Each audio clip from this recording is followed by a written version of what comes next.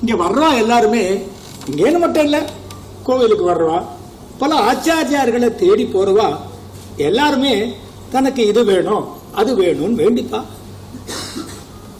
முக்கியமா மனசு அமைதி அடையணும்னா என்ன பண்ணணும், நான் யார் அப்படிங்கறது எப்படி புரிஞ்சுக்கிறது, இப்படி எல்லாம் கேட்பான்.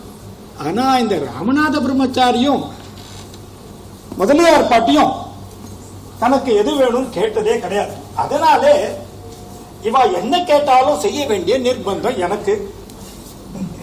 கிட்டத்தட்ட 35 வருஷமா ஒரு நாள் தவறாம இன்னி வரைக்கும் எனக்கு உணவு கொண்டு வந்து கொடுத்துட்டு இருக்கா சரியான நேரத்துக்கு. நான் அதிகமா சாப்பிடணும்னு சாதத்தை அடைச்சி அடைச்சி கொண்டு வருவா. ஒரு நாள் அந்த முதலியார் பாட்டி என்னை பார்த்து ஒரு கேள்வி கேட்டா பாருங்க.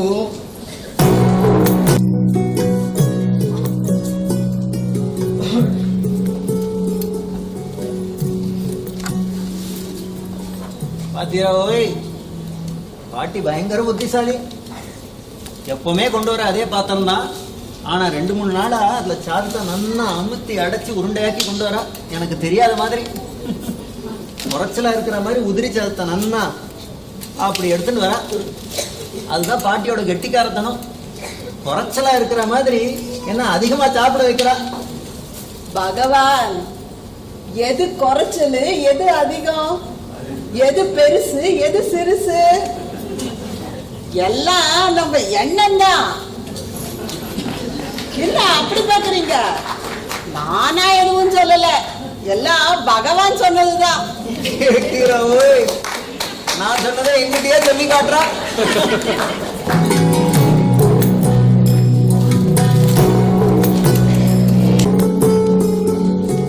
இத எதுக்காக சொல்றேன்னா, அந்த அளவுக்கு தன்னாலம் இல்லாத பக்தர்கள் அவ. அவ்வளவு மரியாதை, அவ்வளவு பக்தி. அதனாலதான் அவளை கண்டா எனக்கு பயம்னு சொல்லுவேன். எனக்கு ஒரு சந்தேகம். ஒரு சந்தேகம் தானா? வாழ்நாள் முழுக்க சந்தேகத்தோட தானே வாழ்க்கையே நடந்துட்டு இருக்கு.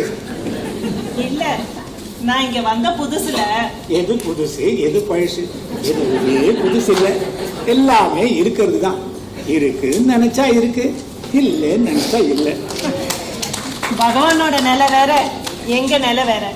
நான் கேட்க வந்தது, அப்பெல்லாம் பகவானும் சரி, பழனிசாமியும் சரி, ராமநாத பிரம்மச்சாரி அவளும் சரி பிச்சை எடுத்துதான் சாப்பிடுவான்னு சொன்னாங்க. ஏன் அது அதோரமா படுறதா? எந்த விதமான இச்சையும் இல்லாதவளுக்கு பிச்சை இழிவா தோணாது. இதுல வேடிக்கை என்னன்னா, இவ எல்லாரும் பல பேர் ஆத்துல இருந்து என்னெல்லாமோ உணவு கொண்டு வருவா.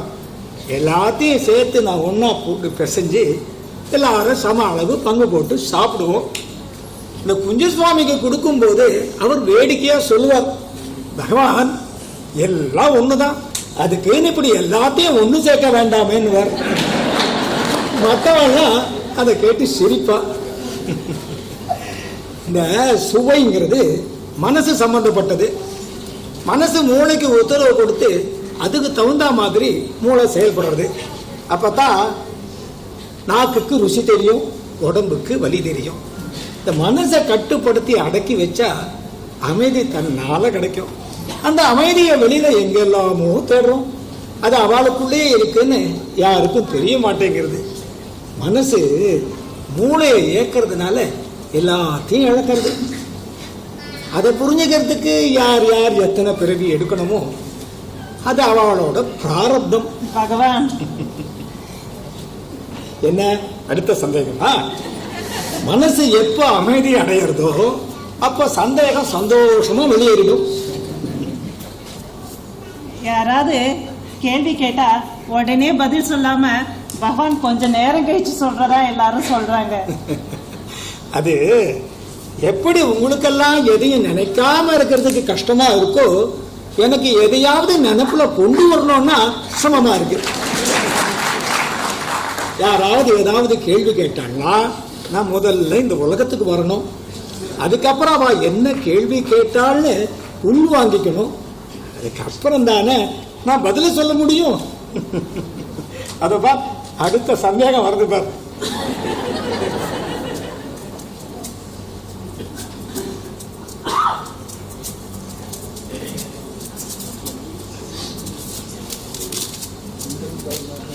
சொன்னா கேட்க மாட்டேங்கிறா, பார்வை வேற மங்கி போச்சு, எதுக்காப்புல யார் இருக்கான்னு கூட தெரியல. ஆனா பகவானுக்கு உணவு கொண்டு வந்து கொடுப்பேன்னு அடம் பிடிக்கிறா. எனக்கு கண்ணு தெரியாட்டி என்ன, பகவானுக்கு கண்ணு தெரியுதுல, அவரால என்ன பார்க்க முடியுதுல, அதுதான் முக்கியம், அதுதான் தேவை, அதுதான் சேவை.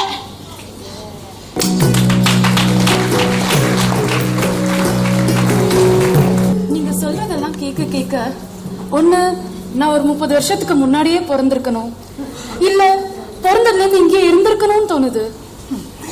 பகவானை ஒரு தடவை தரிசனம் பண்ணா போதும், எல்லாருக்கும் இதே எண்ணம் தான் வரும். பால் பிரெண்டன் பகவானை மீட் பண்ணது பிரெண்டனோட வாழ்க்கையிலே ஒரு திருப்பு முனையா அமைஞ்சது அவருக்கு. தனக்கு ஏற்பட்ட அனுபவத்தை விரிவா எழுதினார். அதுக்கப்புறம் வெளிநாட்டிலேருந்து பல பக்தர்கள் அவரை தேடி வந்தாங்க. பால் பிரெண்டன் மௌனமா பேசினது 1930லன்னா இப்போ சமீபத்துல நான் இந்த ஆசிரமத்துக்கு வந்ததுக்கு அப்புறம் நடந்த ஒரு சுவாரஸ்யமான விஷயத்தை என்னால சொல்லாம இருக்க முடியாது. அதுதான் பகவானோட குரலை ரெக்கார்ட் பண்ண முயற்சி பண்ணது.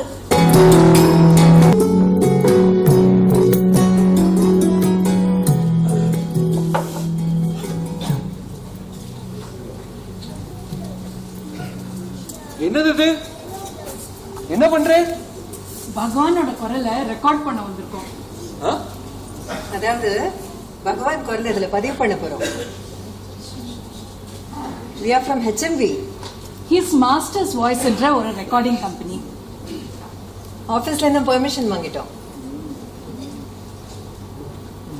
இது எப்படி வேலை செய்யும்? Shall we give him a demonstration? Yes, please. இப்போ நான் இந்த பட்டன் அமைக்கிறேன்னா இந்த டேப் சுத்தும். இந்த டேப் சுத்தரிச்சு நீங்க பேசுறதெல்லாம் இதுல பதிவாயிடும். இப்போ நான் இந்த பட்டன் அமைக்கிறேன், நீங்க ஏதாவது கொஞ்சம் பேசணும். ஓம் நமோ பகவதே ஸ்ரீ ரமணாய. அருணாச்சல சிவா.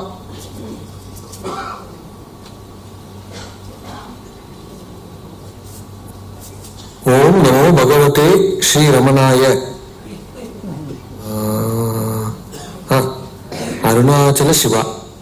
நான் பேசுறது அப்படியே கேட்டது. இதே மாதிரிதான் பகவான் குரலை இதுல ரெக்கார்ட் பண்ண போறோம். குருசாமி, யார் இவா? என்ன பேசிட்டு இருக்கு? இவெல்லாம் HMV கம்பெனில இருந்து வந்திருக்கா. ஹிஸ் மாஸ்டர்ஸ் வாய்ஸ் அப்படிங்கிற company. We have come to record this master's voice. Yes, we have come to record this master's voice. நான் கூட பேசி பார்த்தேன், அது அப்படியே கேட்டது. ஆன் பண்ணலாமா?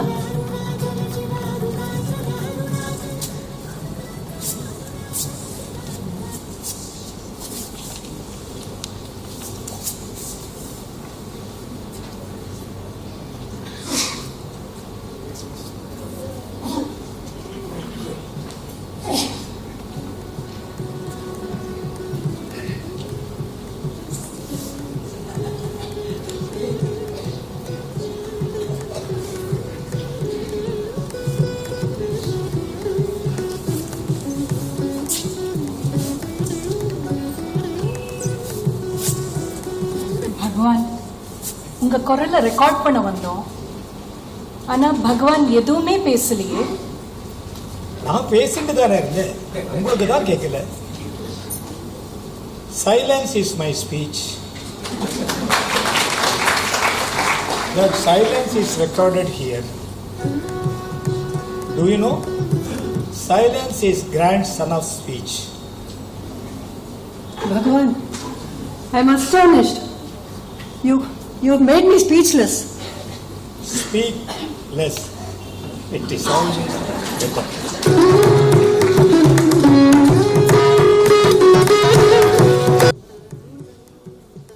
அப்போ அவர் குரலை ரெக்கார்டே பண்ணலையா? பார்க்க போனா பகவானோட சில வீடியோக்கள் இருக்கு, ஆனா அவரோட குரல் எங்கேயும் ரெக்கார்ட் பண்ணப்பட்டதா தெரியல. ஒருவேளை அவரோட குரல் ரெக்கார்ட் ஆகிறத பகவான் விருப்பப்படலையோ என்னவோ. எப்படி அவரால் மணிக்கணக்கா பேசாம இருக்க முடியுதுன்னு தெரியல.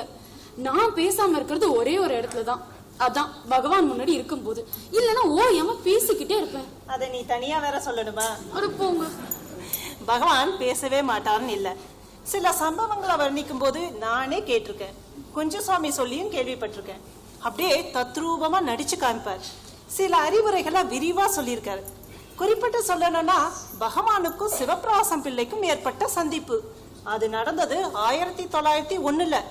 அப்பெல்லாம் பகவான் அதிகமா பேச மாட்டார். ஆனா சிவபிரகாசம் பிள்ளை கேட்ட கேள்விகளுக்கு சிவபிரகாசம் பிள்ளை கொண்டு வந்த ஸ்லேட்ல பதில் எழுதி கொடுத்தார். இந்த கேள்வி பதில தான் 1923 ஸ்ரீ ரமண சரித அகவல் அப்படின்னு ஒரு புஸ்தகமா வெளியிட்ட சிவபிரகாசம் பிள்ளை. நான் யார் அப்படிங்கிற கேள்விக்கு தீர்க்கமான பதில் கிடைச்சது அவருக்கு மட்டும் இல்ல, நமக்கும் தான். ஆனா என்ன, இவங்களுக்கு மத்தியில நடந்த இந்த கேள்வி பதில் கொஞ்சம் ஹெவியா இருக்கும், சுலபமா புரியாது.